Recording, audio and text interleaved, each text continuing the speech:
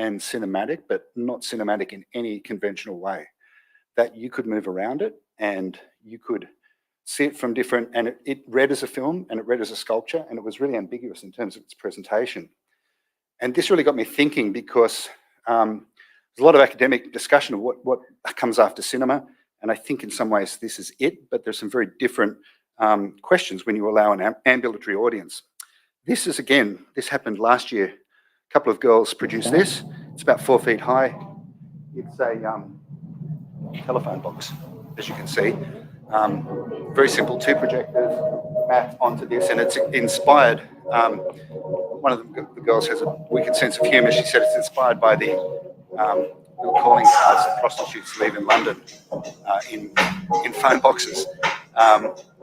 And so, you know, most people, they're, oh, that's so cool, how did you do that? And, you know, I don't feel any of these things are that difficult, but the things that people come up with are really surprising. Personally, I don't try to direct people in a particular direction. I don't tell students what to do. I leave it completely up to them, what they want to produce. And for me, this gives the most interesting kind of results. So I wouldn't have anticipated or expected this, but I'm sort of, I guess, glad that it happened. And so these kinds of, I guess, opportunities come out of teaching. It's just really interesting to me what people come up with. And so I have a bit of a problem at the moment, and it was, I guess, brought up by the kind of graphic design impresario Stefan Sagmeister, who himself, I think, has an interesting shtick at making himself famous, if not being a sort of decent graphic designer. But he actually got up at a conference, and one of the things that, apart from all the usual self-affirmation sort of stuff he talks about, he said, look, you're not a fucking storyteller, you're doing something else. Don't keep saying you're a storyteller. And it really struck me that a lot of people in our world say, oh, we're storytellers. As soon as you interview someone, they have to be a storyteller, because it seems to legitimate what you're doing. But I think that's borrowed from cinema. Quick discussion I had with someone last night. We talked about being moved by projection, for instance. And it's like, why do you have, people used to say about the internet, oh, I know it's come of age when I've cried looking at a web page. And it's like, how's that a legitimizing kind of thing? Why do you have to cry looking at web pages? Why can't they be, why is that an appropriate response? And I think a lot of these things come out of a maudlin nostalgia for stories, for things that people have experienced in cinema. But when you can move around something, it doesn't direct the same kind of response. So I think that's a problem for us. And I think it's something we have to fess up to, that it's not necessarily storytelling, but there's maybe a story underneath it. And that ambiguity is something I'd like to talk about. But I'm going to go back to, this is Trajan's column. It's at the start of the Roman Forum. It was produced about 100 years into the Common Era to commemorate, it's a narrative. It's literally a story that unfolds commemorating the emperor's exploits in the Dacian Wars. It was originally surrounded by platforms that you could sort of view from different sides, this linear sculpted story. But if you think about it, it's a pretty spectacular kind of public edifice, which is designed to communicate something in a very different sort of way. And I think similarly just across Rome, about 1400 years later, the roof of the Sistine Chapel is 9 panels designed to talk about the fall and Genesis. And it was very much about reaffirming a kind of understood narrative or a kind of understood story and producing a sense of spectacle. When we get to the Fremont Street experience, I see a kind of subsequent lack of storytelling. And I'm not sure that that's a bad thing, because this seems to do its job just as well in providing pure spectacle. I talked to Jeffrey about this, and I said one of the things I bemoan is that the 3 words you hear most commonly from people is, that's so cool, as they elevate their cell phone to film something. And maybe that's okay, I'm not sure, but I think it's something you have to think about and think that is, particularly in public space, is definitely part of the equation. This is a building which is horrifically underutilized in Culver City. People from Los Angeles nodding. This is one of my students' work. They used to connect and produce point clouds and made these animated figures of point clouds and put it up on, in fact, I had about 15 different student works that year on the Samoteur Tower. But again, very interestingly, these things thought in terms of some sorts of narratives, but more in ways that invoked a kind of impression that maybe a painting does or maybe a sculpture does. They were much more sensors of what you experienced in public space. And again, the Fremont Street experience, at the time the largest LED system in the world, is kind of the contemporary expression of something that the old part of Las Vegas in which it sits and is attempting to revitalize is actually doing, and that's producing this kind of spectacle of light. It's trying to draw people back, that the sort of curved facades of the buildings, that's what they used to do. So, you know, I'm not sure it's a bad thing. I think it's just something we have to be very aware of. The critical vocabulary, most of our work, as I say, that's so cool are the three words that encompass 98% of feedback on, you know, projected work. And you can see these things that you know, become, you know, enduring spectacles in their own right. And I'm not sure that that's not a bad thing, that's important perhaps to even cultivate that. You see common tropes like the, you know, the disappearance of things, the use of physical forms, the kind of blending facade, but it can go wrong. This horror from, does anyone remember the movie, The Tourist? A couple of high profile stars. No, I didn't think so. But someone in Texas from a marketing department thought this was a hell of a way to promote that building. And all the typical tropes are there and some very awful, just a sort of horrible mixed grab bag of techniques. But because so much of this work is, in the commercial sense, driven by people from marketing, we talked about this just this morning, the brief by YouTube. And so you get this idea that people want to see something they've seen before. And the hardest thing is to push them out of that, or to make them adventurous, or to feel that they want to see something maybe they haven't seen before, but people respond to in different ways. But one of the things about digital is that costs are falling. And this is really important because these are the tests that I did for the work in France. And, you know, this was my iPhone in winter, in December, taking photos of the trees in the Luberon Valley, projecting them at night using a laptop, $400 worth of software, and a $3,000 projector. And the read was really good. The luminance was great. I was on a card table with something propping the projector up, but I was satisfied that I got a really good read out of a new laser projector on that building. And that to me is really interesting because the cost performance of what you can do now in a fairly mobile way is pretty spectacular.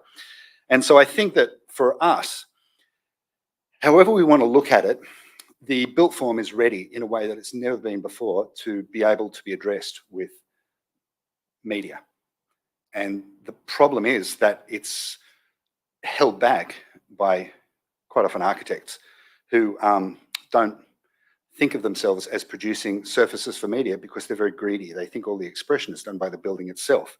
And I'm going to just talk briefly about architects and digital production. But first I want to, I had the good fortune to be here just for half a week or so in an apartment overlooking the Sagrada Familia in Barcelona. And anyone who's been there, it's a jaw-dropping, I took very few photos of the inside because it's beyond photography. It's a jaw-dropping piece of, I don't know whether it's a folly or what, but to be really clear, this has been in progress and it's unfinished for 120 years or 100 years. I mean, it's a long time. It's a kind of ongoing project. And there's actually a guy here. You get an idea of the scale. It's just a mind-blowing building, but it's been produced for a very long period of time. But when we look at digital, you get this kind of, Gary's a really great example of someone who uses digital fabrication techniques to produce these buildings, which are very popular, but they become a kind of trope.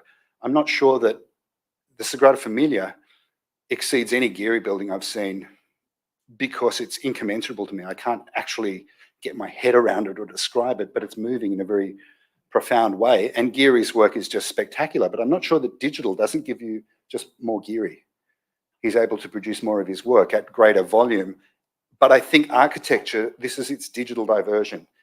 Because architects are very much interested in the expressive form of the outline of what they do, digital takes over for them as an expression of the built form, using these new tools and techniques and producing arresting exteriors. This is Ashton Reggett McDougall, an architecture firm from Australia, and you can see that their work particularly uses the kind of recombinance of particularly digital forms into the built form as the kind of point zero of expressivity in those structures.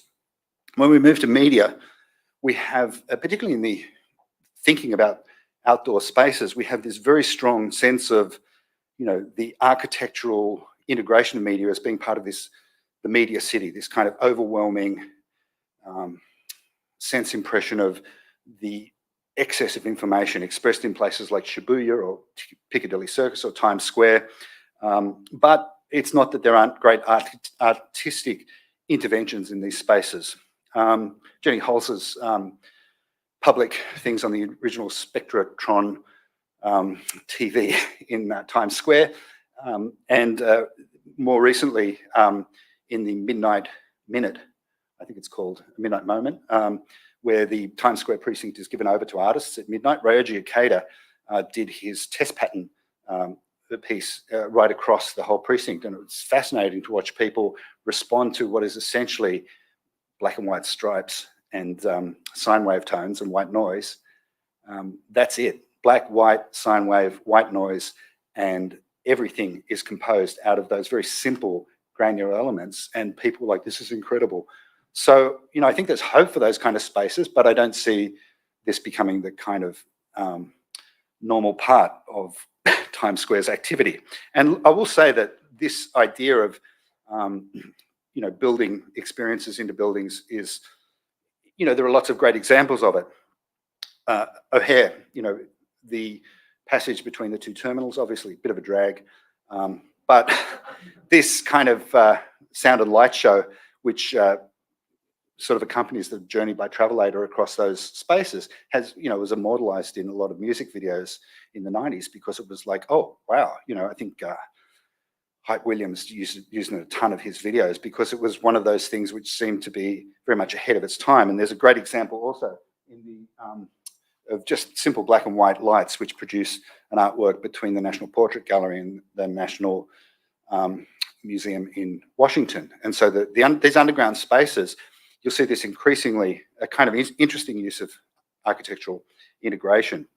Also notice this in a lot of threshold spaces. This is really simple because these are owned by tenancies, but this idea of producing visual prosceniums, which define the difference between inside and outside space. It's very subtle, but Macy's itself, which the Michael Kors department store is part of it, has one in the kind of airlock between the two buildings, which is themed, between the street and the building. As you go through the circular doors, there's a giant arch of LED screens, which is themed by season, Father's Day, Memorial Day, autumn. But they become a kind of expressive way of defining the difference between inside and outside. And you see this increasingly about how people move through space. One of the best examples, which has now been pulled down, was at the Hollister store in Fifth Avenue. This is the busiest retail precinct, pretty much. It's up there with anywhere on the planet. And there's a lot of clamour for your attention from H&M, from Lululemon, from North Face. They've all got these big, the Nike Experience store in New York, which is quite spectacular, is kind of adjacent to this site.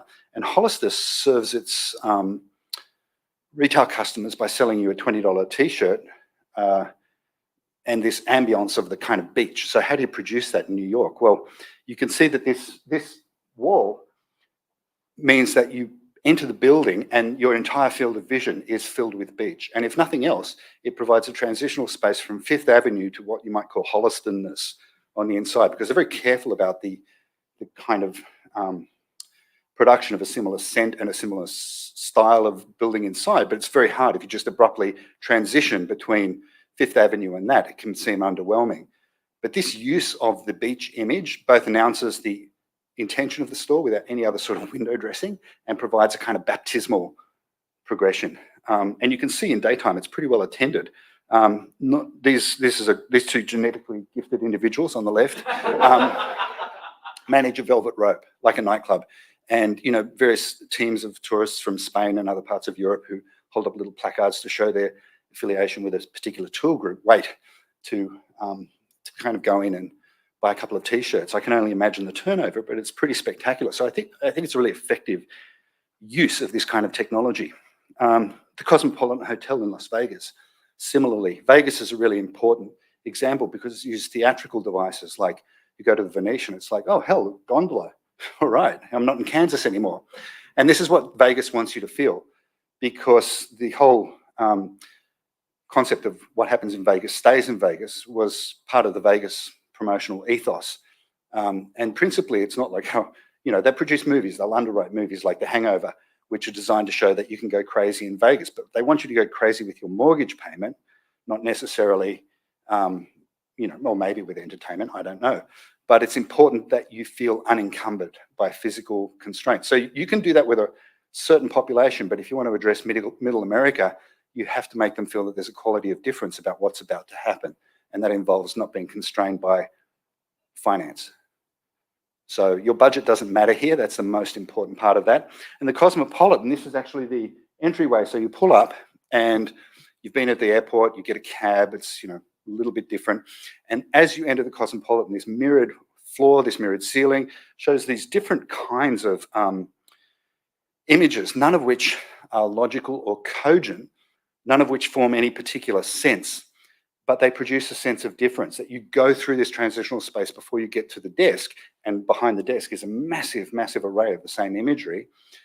And you get this sense that these kind of diaphanous figures, these, weird elevators opening, all of this, and it's all dreamlike, the imagery, that you've passed from Kansas to the dream. It's very much a sort of Wizard of Oz transition, which I think is incredibly effectively managed, because in the space of 150 feet, it completely transforms your sense of what is possible and what you're kind of immersed by. And it does this by integrating it absolutely with these architectural features of the pillars in the transition. The other one that I think is really useful in this sense is the Tom Bradley International Terminal at LAX. Moment Factory did a lot of the work on this, and I think it's some of the better work. Most people in an airport get to look out at the planes, which is kind of cool, but everyone's seen a plane. Maybe when I was a child, it was like, ooh, look at the airplanes. But now you show a kid on their phone, look at the airplanes. Yeah. So how do you produce that sort of quality of difference? This set of screens are actually interactive, these pillars, and they change with sensors. And so you get the sense that this transition out to the gate is part of not just a kind of trudge, but an experience. And that passage, you can see kids moving up and down that area trying to interact with the columns. So it becomes a kind of interesting sense of how you change the passage from one point to another within the space. And the four elements which I think are really important in this space are that set of columns. There's a large central clock tower which produces a kind of imaginative urban ambience around the shopping and eating precincts, where you can quickly buy a Burberry bag if you're short of them before you get on the plane. There's a multi-paneled, and I think this is interesting because it's a kind of sequential art. It's a multi-paneled set of screens which show things about different kinds of destinations and make you excited about travel, and the welcome wall, which is this one on the right. Now, those multi-panel screens I think are important because anyone who's ticketed at LAX, I'm trying to think of a good word, but I'm just going to say it's balls. You get in, especially if you're going overseas, and an overseas holiday is a big deal, but you will spend close to an hour in this giant morass of humanity before your holiday, and it's a depressing concept. And so you've ticketed, you've dumped off your bags, you're about to go into the terminal, and suddenly this says, okay, stop. This is different. You're about to go on a plane somewhere different. Feel excited. And so I think that sense of recalibration of expectation is really important. And this is where this blends very effectively with elements of narrative. It blends very effectively with elements of theatre. And I won't say story, but there's a contextual flow, which is extremely important. The welcome wall, similarly, this is something you exit. And I don't know if anyone's flown into Los Angeles internationally. Coming from Australia, for many years, I would arrive in Los Angeles along with many 747s from Japan from Korea. Pretty much the whole Pacific Rim would arrive there, and you would have about 2,500 people meeting 10 border service immigration people. It was a very long wait. And so going back and forth on those snaky queues to get to immigration was not great. But after you've done that process, and I could never work out why they didn't put on more people. It's like, these planes are coming. Is this just simple cruelty? Does no one want to be here? I don't know. It was always a mystery to me. But I think the interesting thing about this is you walk out, and this is that is ticketing from the main terminal into the terminal. So you go past that, and there's an area above that where you address a screen. But when you come out of customs into Los Angeles, the welcome wall has this kind of fantastical imagery, people waving in slow motion in confetti on the beach. And suddenly it's like, oh, yeah, I'm in Los Angeles, I'm on holidays. And it turns particularly for the tourist, it turns the experience from being something of like, man, I expected this to be fun, it's a drag. It refunds it. It makes it fun again within 100 meters. As you leave customs and start to enter, it says, okay, that's done. Hurrah, we're here. And I think it's really effective in that. So I think for these kinds of things, storytelling is much less useful than the idea of thinking about context and thinking about sequence and thinking about programming, because I think these are all legitimate things about circulation and how visitors move in different kinds of public spaces. And so with this in mind, I want to talk briefly about Jeffrey spoke about digital graffiti. This is it's kind of a festival that's been going, this will be its 16th year, and this year will be my second year curating it. And so curator is an interesting term in that context because you're also managing a lot of the technical infrastructure. So to give you an idea, this is the town of Alice Beach. And it's a luxury, and I mean luxury, in a series of luxury kind of semi-private areas. It's up there with the peak of them. And so the town itself is white, which makes it a great candidate for projection. It's a big kind of terrain, and digital graffiti is staged at a very pedestrian level within the town by putting artworks into the different spaces. So you have not only different kinds of theatrical lighting, you can see it's pretty well attended, and it's ticketed. So there's an adults only food and beverage included, and it's pretty good food and beverage on Friday night. There's a homeowners preview on the Thursday night, and there's a kind of family night on the Saturday. So it's kind of a public, there's a beautiful piece from Mama Sonica studio in Italy, which played over 2 buildings and was linked. But it's one of those things where people come along for the experience, but it's a very polyphonous kind of experience. Some people get to the bar quickly. Some people want to stop and look at the artwork. They want to read interpretive plaques about it. And so you get this very different set of expectations from what's happening with people. And again, we don't stop people. This is Kristina Grigorieva, a Russian artist, and she put up these pieces, and sure, take your photographs in front of them. It's something in which the work itself becomes very much part of the precinct, and you're allowed to interact with it in different ways. And I think it culminates with this sort of party. Again, you get this circulation along a sort of set route through the whole town. It's closed off to public traffic on that night. And, the biggest of these projections is probably 9 buildings together, about 180 feet wide. This year we incorporated LED screens at the at the after party and things like that. So there's a lot of different things going on. And I guess let's just look at what's involved in that. So it's a 3-day event, 44 projection sites in the space. Some of them are linked. So some of them are 2 or 3 projectors linked together. There are about 70 artists involved, 35 in the main showing, and then about 35 who work on ancillary sites like those ziggurat structures that you saw.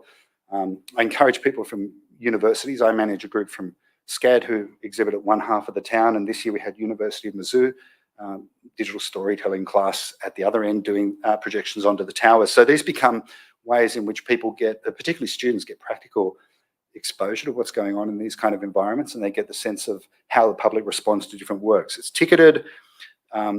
Most concerningly, it's open to the weather, which, as you know, in that Gulf Coast of Florida can be a little vibrant. So you have to be very quick to put tarpaulins over 35 projectors. We've got a week to set up. There are 16 crew. There's a head of production. There's about 15, I guess you'd call them roadies, who are mostly audio based. So there's a lot for them to learn generally about how video works or what the constraints are. And there's one curator slash kind of technical director for how this operates. So, you know, part of my responsibility is to work on a lot of those different things. And typically from September, we'll do a 3-day visit, plan the route. December, a 4-day visit with projector tests. And this involves, you know, sort of running around in a golf cart with a generator, looking at the read, working out lenses. And it's really important because the pre-planning for these things means that you can get set up when you've got this many sites. You can actually say, this is what has to happen.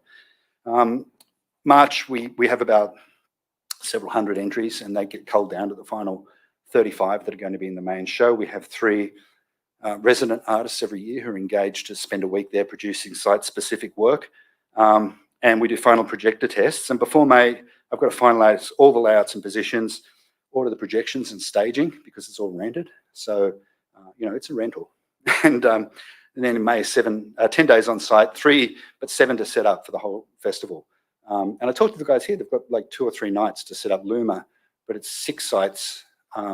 It's interesting. I'm kind of always interested in how we manage those different kind of staging aspects of what's the yield, what's the human input, what are we working with. So from my point of view, this year I did the first visit.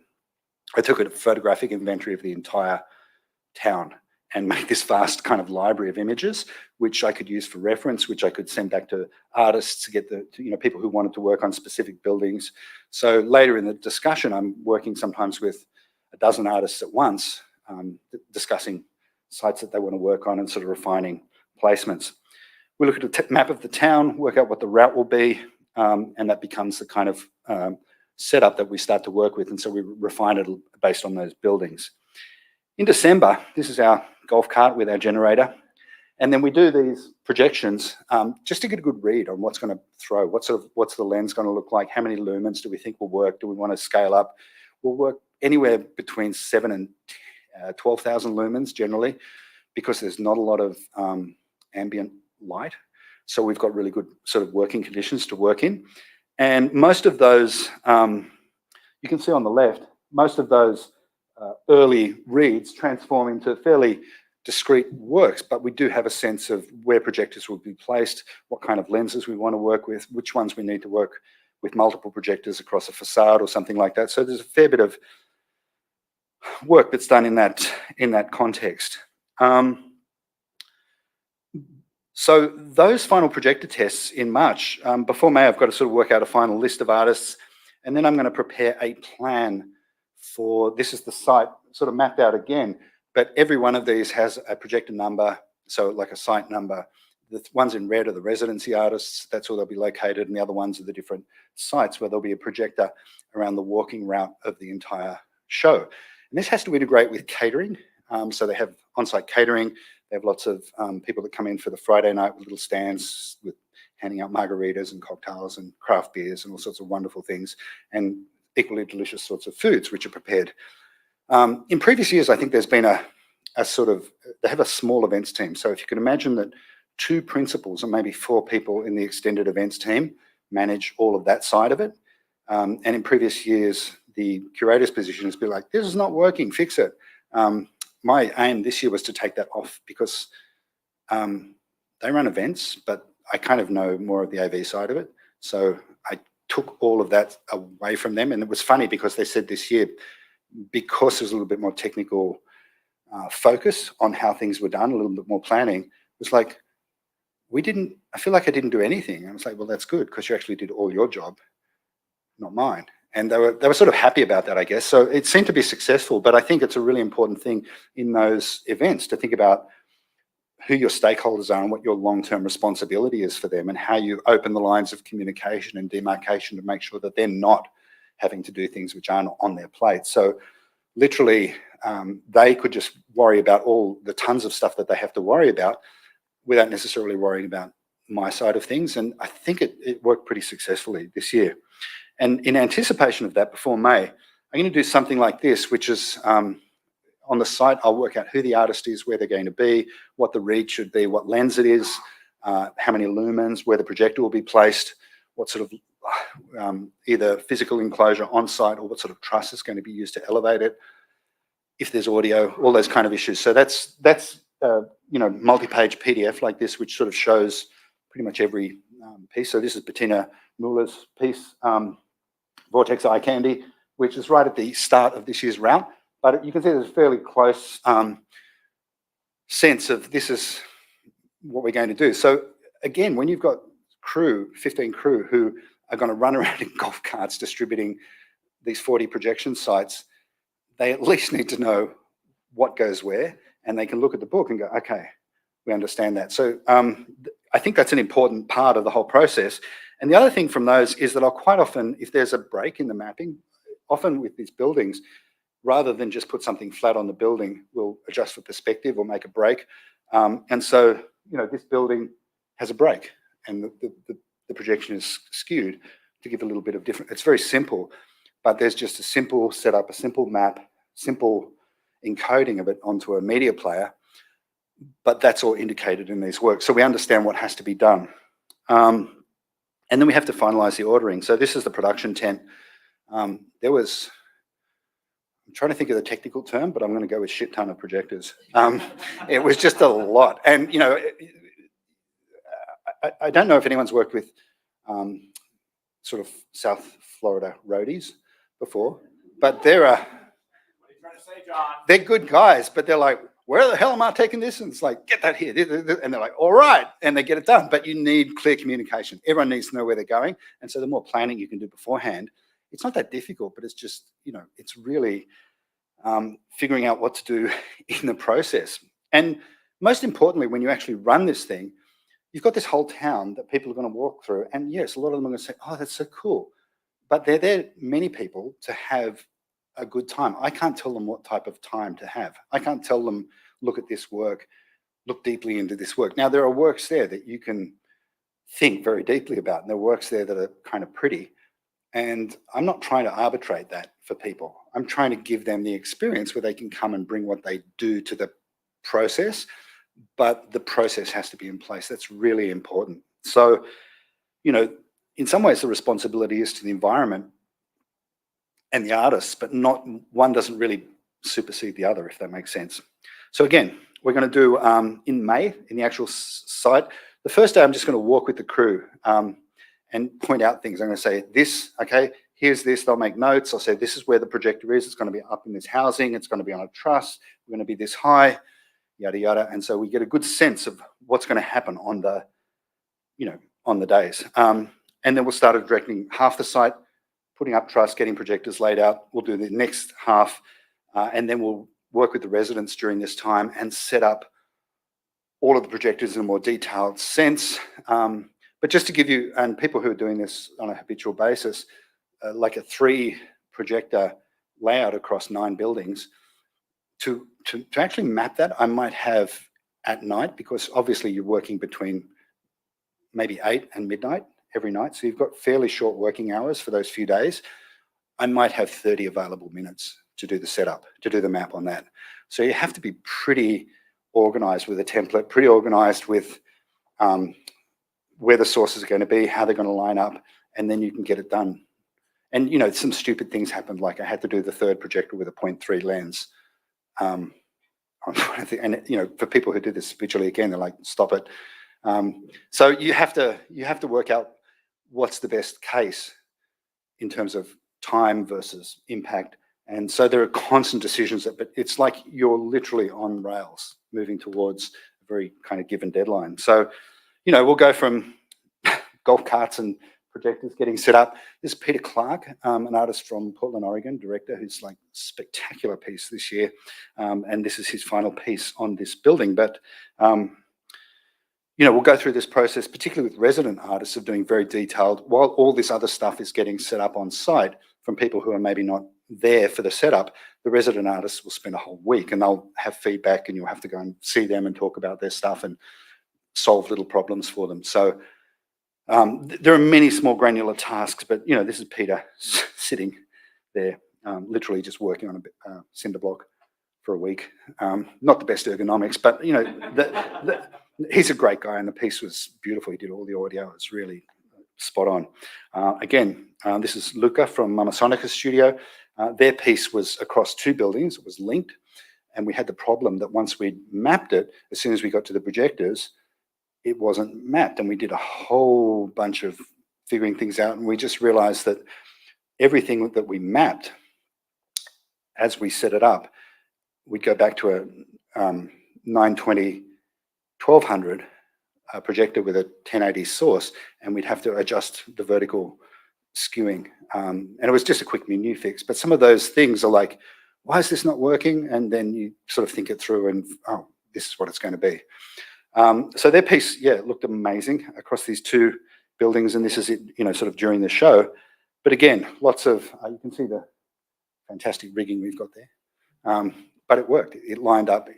It's, you know, it's, yes, there's a wooden frame clamped to the truss, and it's 10 feet up, but it actually worked. It stayed in sync. It stayed, you know, good for the whole show. And some of the setups, I can assure you, are quite modest.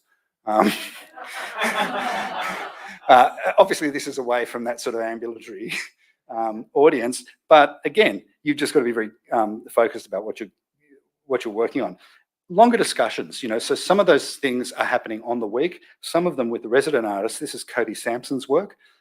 Beautiful piece across 2 buildings, 2 projectors, across 1 building facade with 2 projectors that used artificial intelligence, style transfer, a whole range of really interesting techniques on these paintings to kind of blend them into a really beautiful final work. But this is, you know, I'd start with an architectural elevation. I can get these fairly easily from the architects. Build a simple plan outline with a kind of indication of where the projectors are going to be, because this is obviously coming back from the early tests.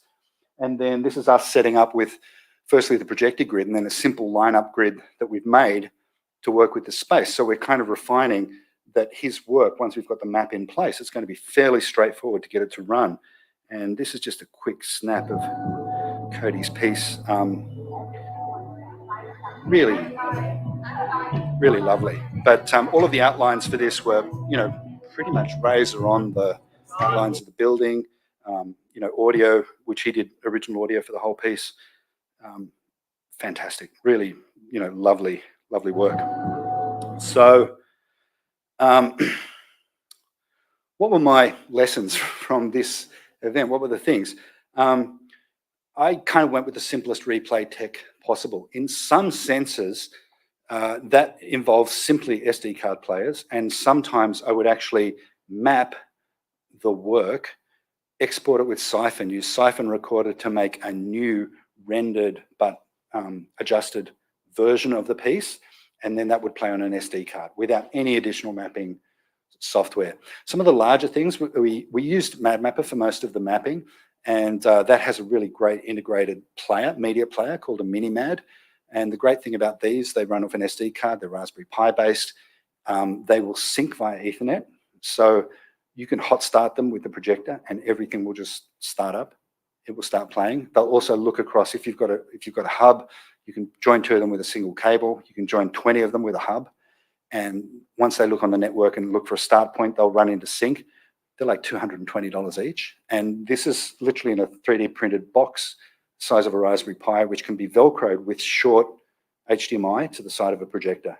So we're not too worried about, you know, cable runs and things.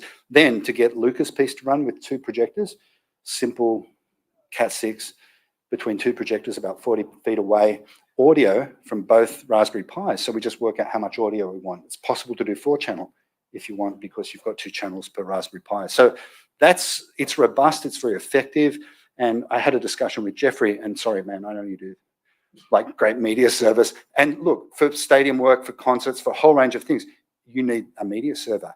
But I guess from my point of view, this is like bush science. You know, I have to make this thing run with people who can't troubleshoot it. The crew can't troubleshoot it, so it has to be super robust. And you know, again, we had a great discussion about this because once you get them running, they just run. And so there were probably a dozen of these running at different sites where people didn't have to do anything more than the projectors are all set to auto power. Once the, you know, it's low voltage, once the thing was turned on, the projector would run, the map was in there, everything ran, it looped, job done. So that was zero failure in the whole site. So, you know, it was really useful. We use really simple mapping software, and I know, like, you know, again, like I've been doing this a while now, and you know, there are lots of different options with mapping software and proprietary systems and things, but MadMapper worked really well, and it's pretty good. You know, you can do DMX control, you can do OSC control, you can map parameters. We VJ'd the whole after party on MadMapper. We had a MIDI controller which was key mapped to parameters to change clips and things like that, so people could just button mash and go through this whole library of media which we'd preloaded for the video wall. So that was kind of very fail-safe, I guess, in a way. So it was very flexible in terms of what we wanted to do on the site, and we didn't have any issues with getting what we needed to get done with MadMapper. We weren't doing edge blending. You know, there was no, it can do all those sorts of things, but there's just not time. So, you know, in terms of what we needed to get done, it was super useful. Again, engaging the artists early in the work, they're a really important part of this. And if you're going to have people doing some sort of key pieces which are on site, they're going to be much more deliberately mapped. Technical infrastructure is important, but having the artists link with that and having a discussion about how that will be managed, how that will link to, you can see from Cody's progression from architectural templates right through to the final work, it's about giving them plans which are structured around what they need from the process. And that was really important. So, you know, we planned all the projection sites with test images. So we had a good idea of what the zoom factor was on every lens, what the read was, what the coverage was, you know, across a lake and a building 20 feet away. All of it worked because we'd gone through that process of planning with different lenses on site beforehand. And you can do that with a calculator. I always find it's nice to, even if you have to hold it up under your arm and change the lenses, it's great to do it with, I love to get things lit to see what's happening with them beforehand. And useful plans, site images and site specs, because when you're doing something like this, it's a shared enterprise. You know, my job is kind of service to the whole process, you know, this large thing. They pour, you know, a fair bit of money into this whole process. They have stipends for the residency artists. They put up any artist who wants to come, who's invited, they put them up in accommodation, which is not cheap in that part of the world, but, you know, they're very kind of kind. They have media breakfasts, you know, there's a lot of, and I think based after in sponsorship and cost recovery from ticketing, they probably run at a maybe $100,000 deficit for the show. So, you know, there's a fair bit of work in behind that. So you want to make it as effective as possible for all of the different stakeholders. And ultimately, you know, the homeowners in this environment have this fantastic kind of cultural event, which they really love, and it builds reputation, it builds, you know, prestige for the town, and it's kind of well regarded. You know, it's been featured in National Geographic and all these sorts of things. So it's important to sort of think about those people and build that shared purpose, so that all of the staging people are sort of coming in and feel that their work is not secondary to that, but it's actually part of that, and that sense of delivery, I guess, is something that you can. And that comes down, I got a comment this year, they said, well, the crew loved it because you go and eat with them. It's like, what? He said, well, you went and had meals in the tent with them. And it's like, yeah, because we got stuff to talk about, and it's pretty good food and it's free. So, you know, I could get some $20 tacos down the road, but, you know, I kind of like hanging out with the crew. But that's really important because it makes it feel like you're not like directing them, but it's like, how do we do this together? And you build friendships and you build trust and you build relationships. And I think that leveling of the process is really important in this kind of work, because It's something for everyone. And I think, to close this, I want to say, to me, this is not about the arts. It's not about the audience. It's not about the staging or anything. It's about a meeting, and that everyone comes into this space. You're kind of setting up a space in which people can interact in whatever the way they choose.